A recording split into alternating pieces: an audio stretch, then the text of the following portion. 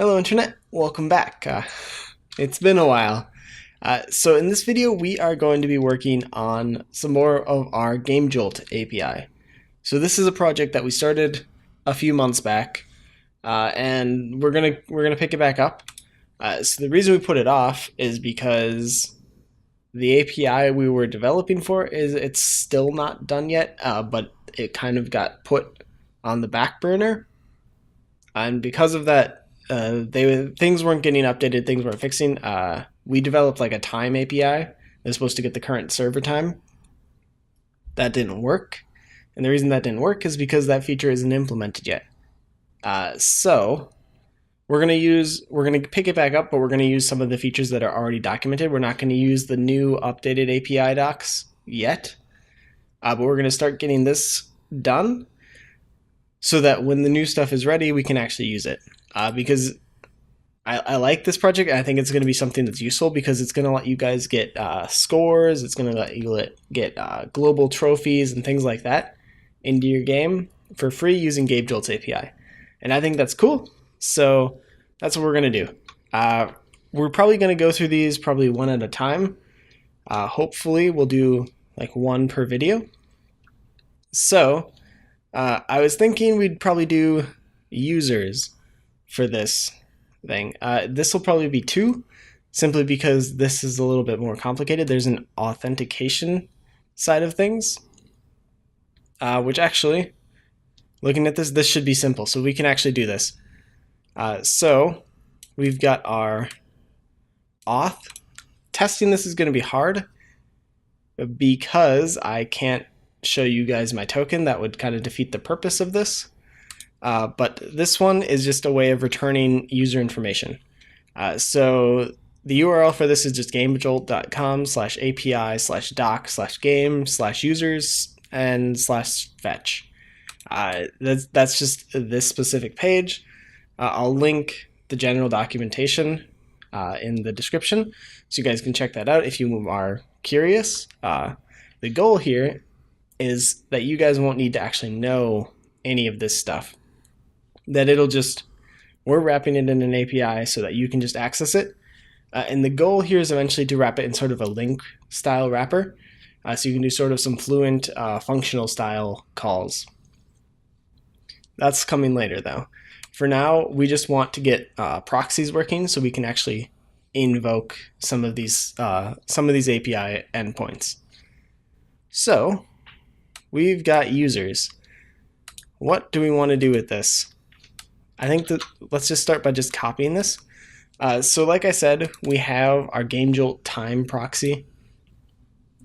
This stuff is all super, super rough. We haven't been doing too much with it. We do have a CI/CD pipeline set up. So that is there. It exists. It works. So we're going to be relying on that for some of this stuff. We don't have any actual tests because I haven't started actually testing things yet. But we'll see what happens. I've been having a ton of trouble with Visual Studio. It won't open any UWP projects or any ASP.NET projects. It just crashes immediately. So the 3 projects I was going to do, all of those got pushed aside, and we're doing this instead. So we're going to create a Game Jolt user proxy. And so the idea of these proxies is this is going to be something that you're not going to see. It's going to kind of hide behind the scenes, but it's going to be what's actually going to perform the API calls to a service and then return the result. So you can see with our time, what we were doing is we were literally just building a response, or building a request rather, and then that would be sent off. And I don't even think we were doing anything with it here. I think we were sending it off over here. What? Proxy.getTime. Oh, we were literally just writing out the API. We weren't even actually invoking anything. Got it. That makes more sense. So all this is doing right now is building an API call, and then we just drop it into our browser and see what we got. So we can do that here, but I'd like to kind of expand that out and make it a little bit more useful. So right now, that's obviously not useful. Just getting a URL, nobody's going to actually use that. So we'll probably get into actually doing the web call here. We may have to do some tricks for that though, because Unity is not going to support the same thing. We may want to modify things so that because the newer versions of Unity are going to support .NET 4.5 and all of the fun async stuff. So it may be worth it to just support it and then kind of wait for Unity to catch up. But we'll get there when we get there. That's future plans. So what we need for now is just a get users call. And I'm going to just give it a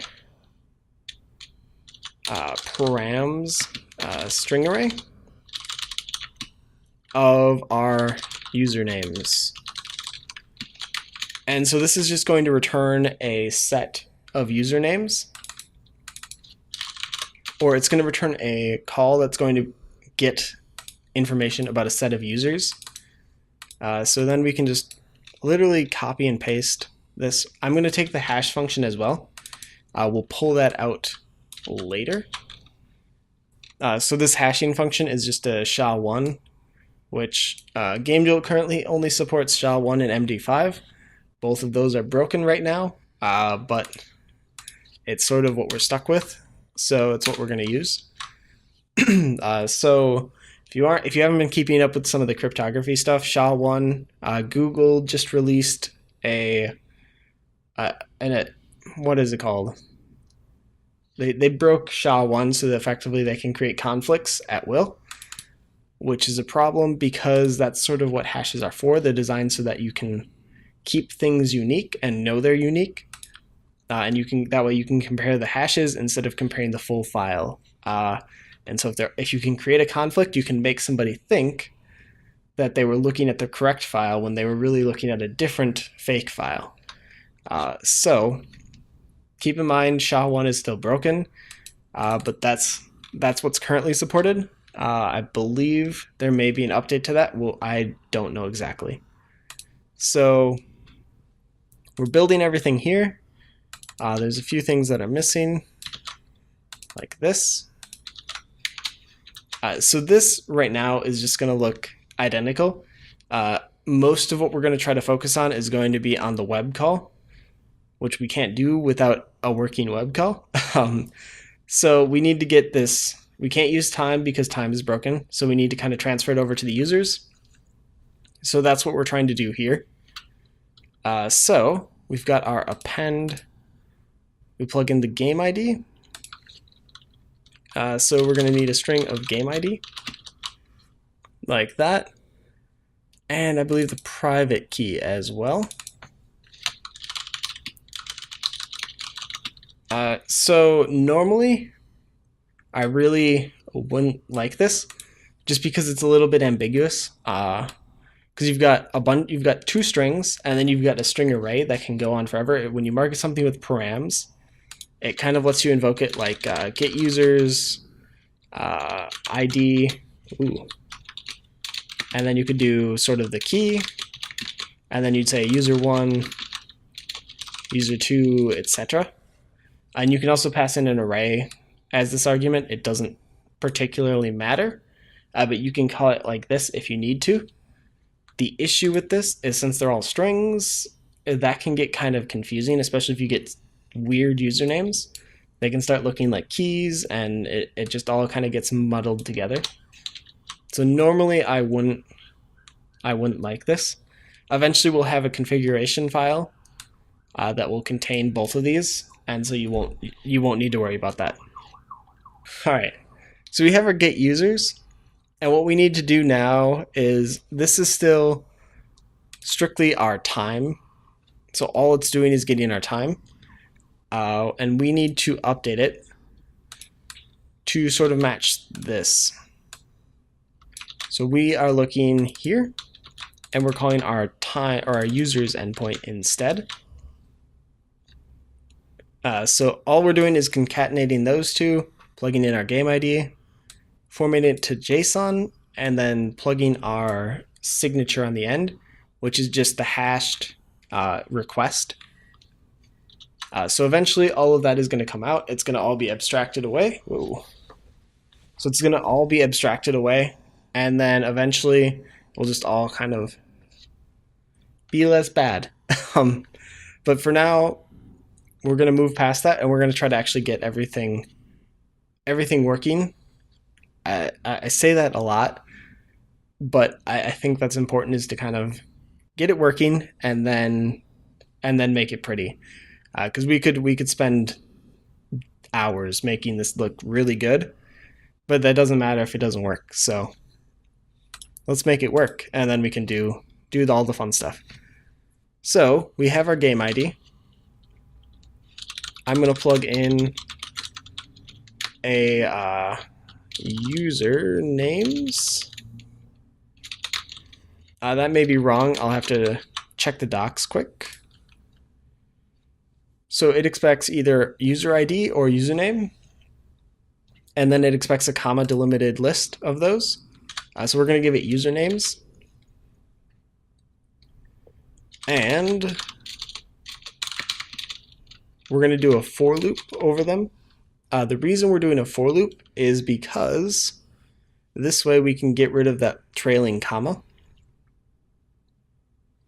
which we could probably do anyway, but this will be slightly easier, I think.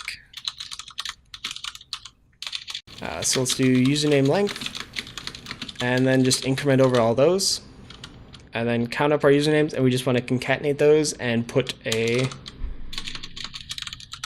comma at the end if it's needed. So usernames I, plug that in, and then if I is not equal to our usernames length -1. So if it's not the last element, then we want to plug in a comma at the end.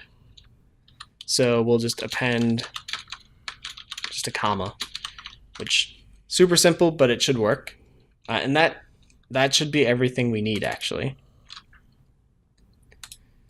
So I think I can, let's simplify things a little bit. We don't need all of that. And then we'll do a Game Jolt user proxy, like that. We're gonna get users, and then I'm just going to do the request for myself. So RuneWake2, plug it in, and this should generate a request, if I'm correct, that can get us, no. Okay, what? Let's try it again. It doesn't seem to want to work. Game ID does not point to a valid game. It certainly should. Does it not work if they're hidden? Let's find out.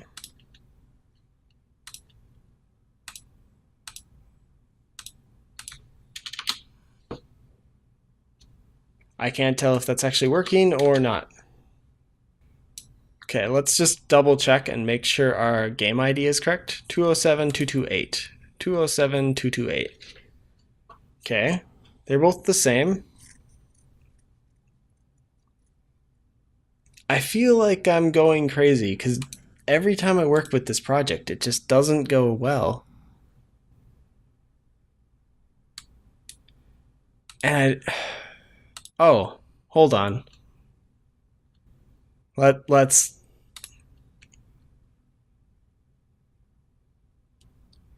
that's our problem. We've got a question mark there. So we know what's wrong. We can fix that. Good. Cool. Ampersand. There we go. So this should generate the proper request. It should actually work this time. I should be able to do it here. or not. Signature is invalid. Ah, no. Why? That doesn't... Okay. One sec. We can fix this too. I hope. So the signature is a way to verify that the URL is correct. First, you need to form the URL that you want to query. We did that. Next, add the private key. I believe we've done that as well. I obviously can't show you guys the private key because that would kind of break all the security things, but it should be there. We plug it in, format JSON. We add our private key onto the end. Why do we do it this way? Why do we build our request? Oh, I guess that kind of makes sense because we're kind of saying we're done with our builder. Got it. Okay. So our request, we add on our private key like so. So the idea here is you just literally append your private key onto the end of your request, and then you throw that through your hash function, and it will get you something fun like this. And then you tack that on the end and call it good. Or at least that's the idea. Just to cure my paranoia. That's perfectly fine. I don't know what's going on.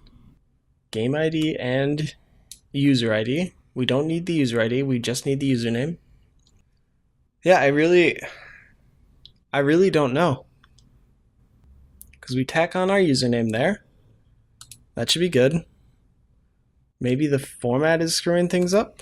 I can pull that out. That doesn't really make any sense. It's worth a try, but I don't see it helping. I forget. For some reason, it really doesn't like working in Vivaldi. The signature, still bad. So that's not a problem. Well, could be, but... Stop. Okay. Something obvious. This has to be obvious because otherwise it doesn't make sense.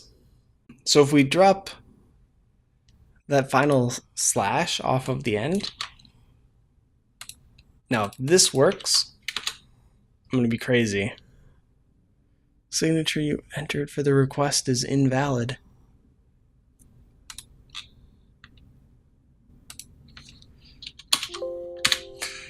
Oh, I hate that. Okay. Let's try that. If it's case sensitive, I'm going to be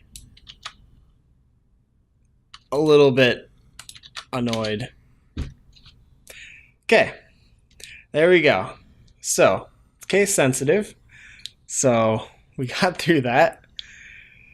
That shouldn't have taken that long, but that's a really annoying thing.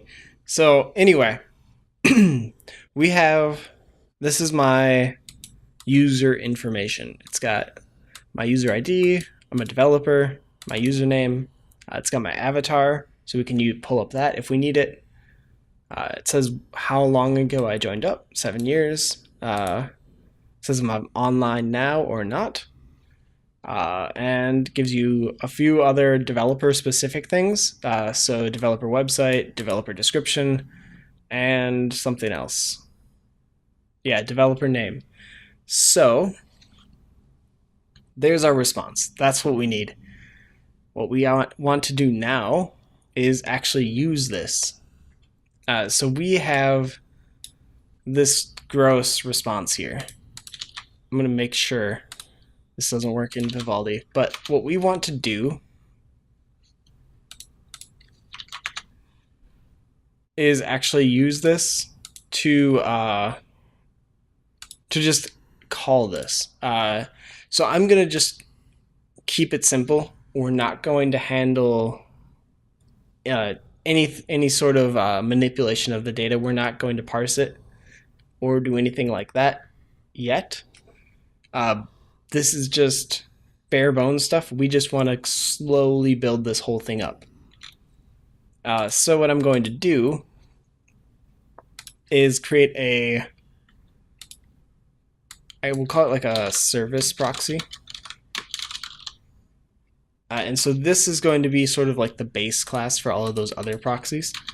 And what we want to do is we want to get. So it's going to return a string, and we just want to get something from this. So we're going to make an async task that returns a string, and we are going to get, again, some host, I guess we'll call it. So literally all this does is it takes information, passes it to a server, and returns the result, which we could do all inside somewhere else, but this way we can do it in a little bit more encapsulated way, so it's a little bit harder to go wrong, I guess, and this way we can kind of keep everything together. So we need an HTTP request, which doesn't exist. That's because I think it's called an HTTP. There we go. HTTP web request. Say that 5 times fast. All right. So we've got our request. I'm going to create a new one. I don't think that's how you do it. You do that with this, create HTTP. And then you pass in nothing, something. So fun fact, less fun fact, I don't remember the hotkey. Okay. Anyway, control space will bring up Intellisense if you lose it. I was kind of expecting it to bring back that so that we could actually see what it was expecting. So we just pass in our host to there. And that should be good. We now have a request that is going to go out to a specific host. And so we need to send it somewhere. How do we do that? We want to get request.get response async. Yeah, I believe that's what we want. And so we're going to store our response in a awaited call to this get response async. So this is going to go run off, do its own thing on its own little thread. It's a task, which tasks kind of get allocated to threads and then they get executed in parallel. So this is going to go off, do its thing, come back as a response, and then when it's done, code is going to continue down this way, which means we can then use this response as if it has already returned. So it's already there. Even though it's an async thing, we can just keep going. So what we want is the content. Don't know how to get that. Believe we want to get the response stream. So yeah, let's do. It's been a while since I've done this, so give me a bit. It's been a while since I've done a lot of this. So we are going to get our response stream, which is going to be that, and we want a stream reader. That's not how you do that. New stream reader, which I think we're going to need to grab like that. There we go. So we're going to create something that can read out our response stream. And then we're going to do that. Read to end async. So we'll just read the entire thing. What do we want to call it? The response string. And we'll just await that call. So wait until it finishes and then return the response string. So we could just return here, but that's not really needed. I feel like that's confusing when you are returning after awaiting something. A lot of people do just that, but in the past I found that I've needed to add something between here and there, and it just gets a little bit confusing, especially just with these async calls. Even though this makes it super simple, it's still possible to screw up. So this is what I do. Anyway, we have this whole fun thing. All it's doing is just pulling down or sending a request out, getting the response back, reading it out as a string, and then returning that string. And you'll notice this is a string, but the response type of our function is actually a task string. So it's a task containing a string. And the reason that happens is because, or the reason this works, is because we have an async declaration in our method signature, which is actually going to tack on sort of this task to this whole thing. So because we have awaits in here, we actually need to declare it as async.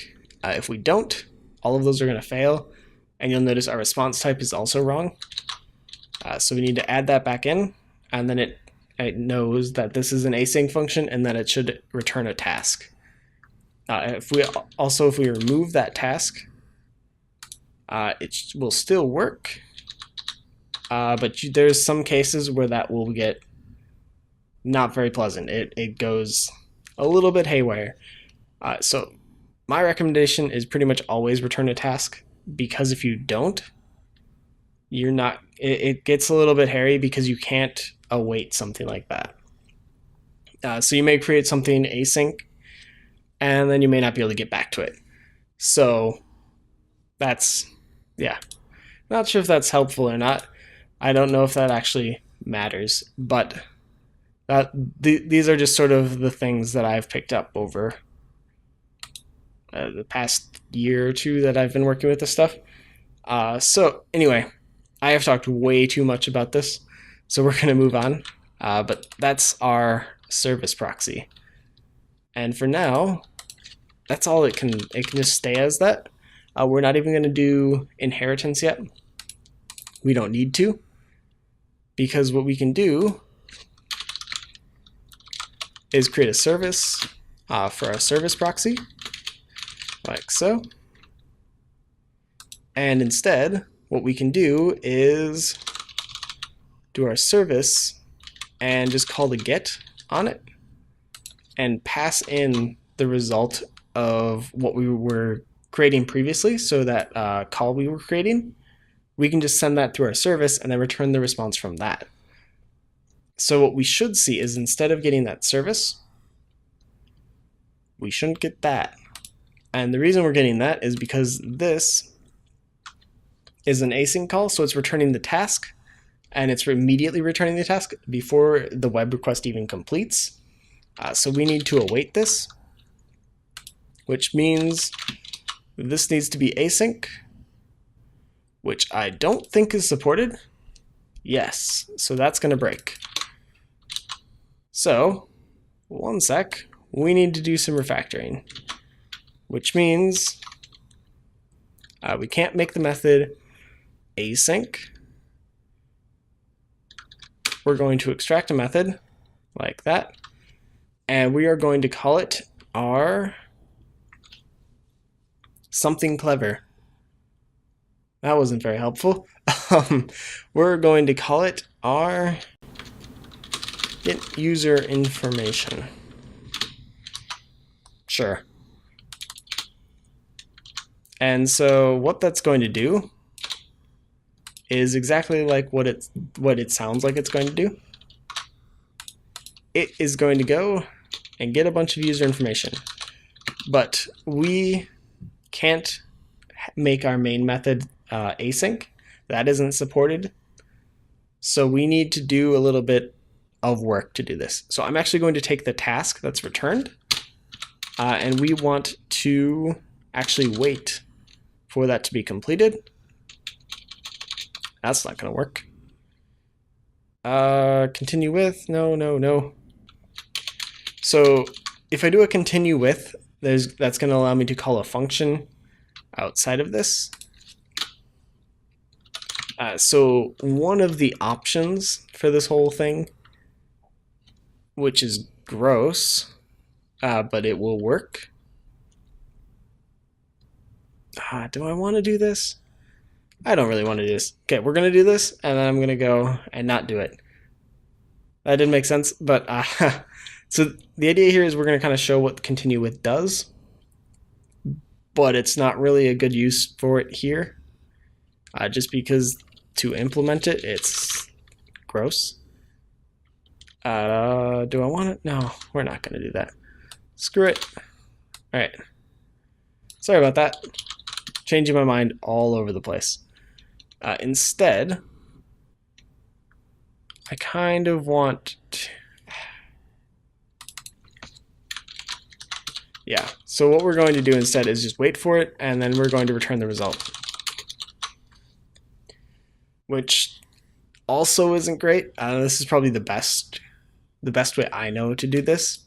If you used continue with, it lets you kind of register callbacks. So when it's completed, it will kind of continue with some more stuff. The continue with is actually very similar to the async await. So if we go back here, so doing all of this stuff, instead of sticking that await there, you could say like continue with return response string and things like that. That doesn't actually work just because of because it's a function, it will return out of the function and not this function. So async await is going to give you a little bit more flexibility than that, but it does similar style things. So now that I'm done rambling, we've got this. It runs, it gets us something. The task that wait is just going to wait for the task to complete, and then once it's complete, we just return the result. So theoretically, the result should already be there. Ideally, this wouldn't happen because we're using a console app and we've got the main there. We kind of have to have some of this weird stuff going on. We can pull that out later. But as you can see, we are getting a web request going, and it's returning the same information here. You can compare it if you want, but it should be the same. So good news, we've got a web request. That took way longer than it should have. I've been recording for an hour and 10 minutes, which is far longer than it should have taken for this. But keep in mind that's including a bunch of the other failed projects before this. But hopefully this was interesting. I'm back from vacation now, so not wasting as much time. Hopefully getting back onto schedule because I totally screwed up last week and didn't have any content prepared and was not even in the country. So that was a mistake, but hopefully it's going to get better. And I've got a lot of really cool, fun projects planned. Hopefully I can get some of my projects to open in Visual Studio, because Visual Studio 2015 and 2017 are both broken right now for me. And I'm not sure what's going on. Maybe it's something wrong with Windows. Maybe it's something wrong with this. I'm not sure. All I know is it's not working. So I'm trying to get that working because I kind of want to dig into some Xamarin stuff, bring our binary clock to Xamarin. And we also have some Raspberry Pi stuff that I want to do. So I've got about 500 LEDs that I want to hook up to a Raspberry Pi. And we're going to see what we can do with those. So that's coming up, hopefully next week. I've got a few other things I want to do this week, and then we can jump into that. So if there's anything else you guys want to see, if there's anything you guys are interested in or anything you want me to improve on, I'd love to hear it. Been getting really good advice lately from a few people who have been kind of advising me on things to change, and I'm hoping to implement some of that. So if there's more that you guys want that you think would make this better, let me know, because that's how I know what's working and what isn't. It's hard for me to tell while I'm creating this whether it's going to work or not. I just do what seems like an interesting idea, and you guys don't like it, you have to tell me, or I'll just infer from statistics that, I don't know, maybe right, maybe wrong. So that's it for now, but hopefully I'll see you guys soon. So till next time, see you, internet.